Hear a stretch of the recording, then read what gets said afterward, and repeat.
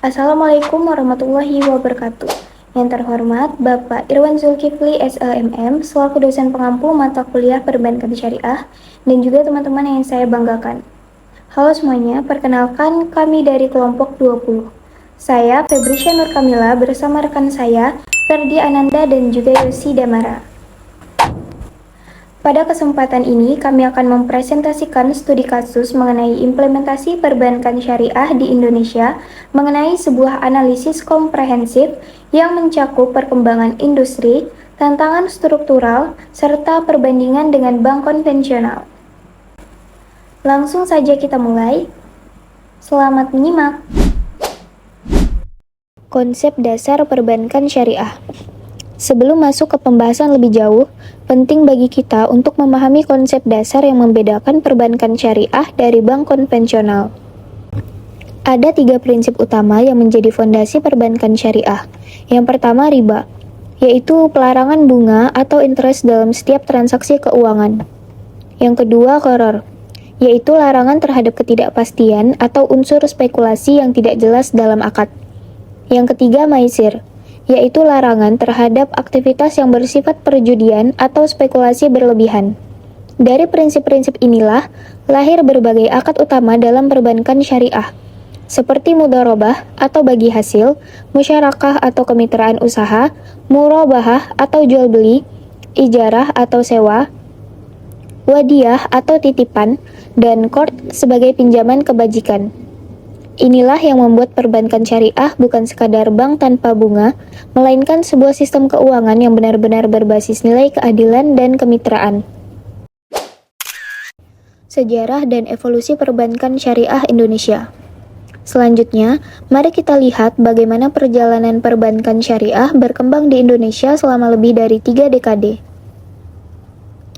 Fase pertama, tahun 1992 sampai tahun 1998, yaitu fase pelopor. Diawali dengan berdirinya Bank Muamalat Indonesia atau BMI sebagai bank bebas bunga pertama di Indonesia, yang didukung oleh regulasi awal melalui Undang-Undang Nomor 7 Tahun 1992. Fase kedua, tahun 1999 sampai tahun 2008, yaitu fase akselerasi. Undang-Undang Nomor 10 Tahun 1998 membuka peluang bagi bank konvensional untuk mendirikan unit usaha syariah atau UUS, sehingga industri syariah mulai berkembang lebih luas. Fase ketiga, tahun 2008 sampai tahun 2020, yaitu fase konsolidasi. Undang-Undang Nomor 21 Tahun 2008 tentang perbankan syariah resmi disahkan, memberikan landasan hukum yang lebih kuat. Pada periode ini, pertumbuhan aset rata-rata mencapai 15 hingga 20% per tahun, dengan total aset mencapai 593 triliun pada tahun 2020. Fase keempat tahun 2021 hingga sekarang, yaitu fase sinergi global.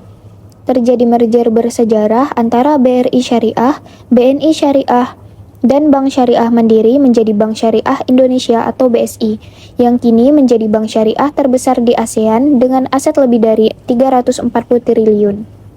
Itulah perjalanan panjang perbankan syariah di Indonesia. Selanjutnya, saya serahkan kepada rekan saya, Ferdi Ananda, untuk membahas kinerja keuangan dan berbagai tantangan yang dihadapi. Terima kasih Febrisya, saya Ferdi Ananda, dan saya akan melanjutkan pembahasan mengenai kinerja keuangan perbankan syariah berdasarkan data OJK pada tahun 2024. Selanjutnya, pertumbuhan aset dan kinerja keuangan. Ada 4 indikator utama yang perlu kita perhatikan.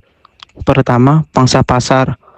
Per tahun 2024, perbankan syariah menguasai 7,4% dari total aset perbankan nasional. Angka ini terus meningkat dari tahun ke tahun. Kedua, return on asset atau ROA sebesar 1,85%, yang menunjukkan perbankan syariah mampu menghasilkan keuntungan dari aset yang dikelola. Yang ketiga, NPF atau non-performing financing sebesar 2,47%, mencerminkan tingkat pembiayaan bermasalah yang masih terkendali dengan baik. Yang keempat, CAR atau Capital Adequacy Ratio sebesar 3,8%, yang berarti permodalan perbankan syariah sangat kuat dan berada di atas rata-rata industri. Selanjutnya, tantangan, regulasi, dan kepatuhan. Namun, di balik pertumbuhan yang positif itu, perbankan syariah masih menghadapi sejumlah tantangan struktural. Tantangan pertama adalah di bidang regulasi dan kepatuhan. Ada dua isu utama di sini. Yang pertama, harmonisasi hukum dan fatwa yang belum sepenuhnya sinkron. Masih ditemukan ketidakselarasan antara hukum perdata umum dengan akad syariah tertentu. Contohnya adalah penerapan pajak ganda pada produk KPR syariah dengan skema MMQ atau musyarakah mustanakisah. Selain itu, proses perumusan fatwa produk baru oleh DSN MUI masih memerlukan birokrasi dan waktu yang cukup panjang, sehingga inovasi produk menjadi lebih lambat. Kedua, ada kendala dalam kebijakan spin-off unit usaha syariah. Regulasi mewajibkan UUS untuk berpisah dari bank induk konvensionalnya. Namun, kenyataannya banyak bank yang masih menunda proses spin-off ini karena kekhawatiran terhadap efisiensi modal, tingginya biaya operasional, serta kebutuhan membangun infrastruktur IT yang mandiri. Selanjutnya, tantangan literasi keuangan syariah. Tantangan kedua yang tidak kalah serius adalah rendahnya literasi keuangan syariah.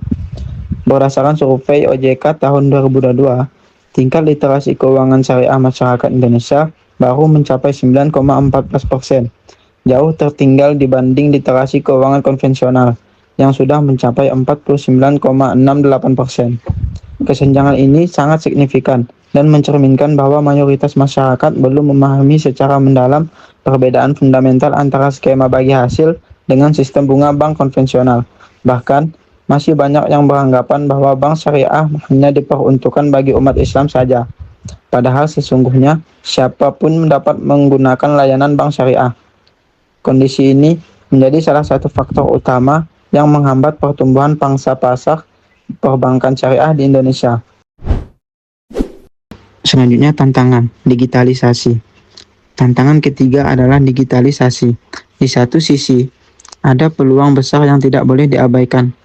Tingkat penetrasi internet Indonesia sudah mencapai 78,19% berdasarkan data APJII 2023, yang berarti potensi pengguna layanan digital syariah sangat besar. BSI Mobile sebagai aplikasi unggulan BSI pun sudah memiliki lebih dari 5 juta pengguna aktif dengan fitur seperti JIS digital dan pembiayaan rumah secara online. Namun, di sisi lain, ada tantangan nyata yang harus dihadapi. BUS atau Bank Umum Syariah skala menengah dan BPRS masih terbebani oleh tingginya investasi yang dibutuhkan untuk membangun core bank sistem modern. Belum lagi kelangkaan sumber daya manusia yang menguasai keduanya, keahlian IT sekaligus fiqh muamalah. Selain itu, integrasi ekosistem halal secara menyeluruh dari hulu ke hilir juga masih menjadi pekerjaan rumah yang perlu segera diselesaikan. Itulah 3 tantangan utama yang saya bahas. Selanjutnya, saya serahkan kepada Yosi Damara untuk menyampaikan analisis komparatif dan kesimpulan. Terima kasih Fadli, saya Yosi Damara dan saya akan memaparkan analisis komparatif antara perbankan syariah dan perbankan konvensional. Dari sisi landasan filosofis, bank syariah berdiri di atas prinsip bagi hasil, margin jual beli, dan kemitraan bebas dari riba, gharar, dan maisir. Sementara bank konvensional menggunakan sistem bunga dengan hubungan debitor dan kreditor. Dari sisi produk tabungan, bank syariah menggunakan akad wadiah dan mudharabah. Sedangkan bank konvensional menawarkan bunga simpanan tetap maupun mengambang. Untuk skema pembiayaan, bank syariah menggunakan murabahah, musyarakah, mudharabah, dan ijarah. Berbeda dengan kredit berbunga di bank konvensional. Yang paling membedakan adalah layanan sosial. Bank syariah memiliki wadah pengelolaan zakat, infak, sedekah, dan qardhasan.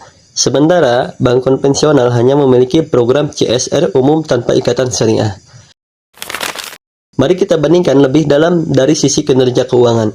Dari sisi profitabilitas, ROA perbankan syariah sebesar 1,85% memang masih di bawah bank konvensional yang rata-rata mencapai 2,8 hingga 3,2%. Hal ini wajar mengingat skala ekonomi perbankan syariah yang masih relatif kecil.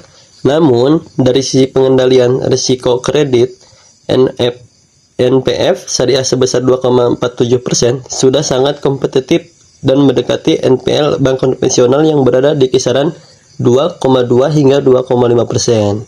Dari sisi pemodalan, CAR syariah sebesar 23,8%, bahkan sedikit lebih tinggi dari rata-rata bank konvensional yang 23,3%. Artinya, permodalan bank syariah sangat kuat. Namun ada satu tantangan di bidang efisiensi operasional, rasio BOPO bank syariah masih berkisar 80 hingga 85%, lebih tinggi dari bank konvensional yang sudah berada di kisaran 60 hingga 70%. Ini menunjukkan bahwa digitalisasi adalah kunci untuk mendorong efisiensi perbankan syariah ke depannya. Dari analisis yang sudah kita bahas, kita dapat merangkum kelebihan dan kelemahan perbankan syariah. Kelebihannya yaitu pertama, lebih tahan terhadap krisis karena tidak bergantung pada fluktuasi suku bunga. Yang kedua, distribusi keuntungan lebih adil melalui sistem bagi untung dan rugi bersama. Yang ketiga, terintegrasi dengan ekosistem halal, zakat, wakaf, dan industri halal. Yang terakhir, keempat, memiliki loyalitas nasabah muslim yang kuat karena didukung keyakinan syariah. Adapun kelemahannya yaitu, yang pertama, ragam produk inovatif masih lebih terbatas dibanding bank konvensional. Yang kedua, biaya operasional atau BOPO masih relatif lebih tinggi. Yang ketiga, jaringan kantor belum seluas bank konvensional. Yang terakhir, yang keempat, SDM sedang kompetisi ganda di bidang keuangan dan syariah masih langka.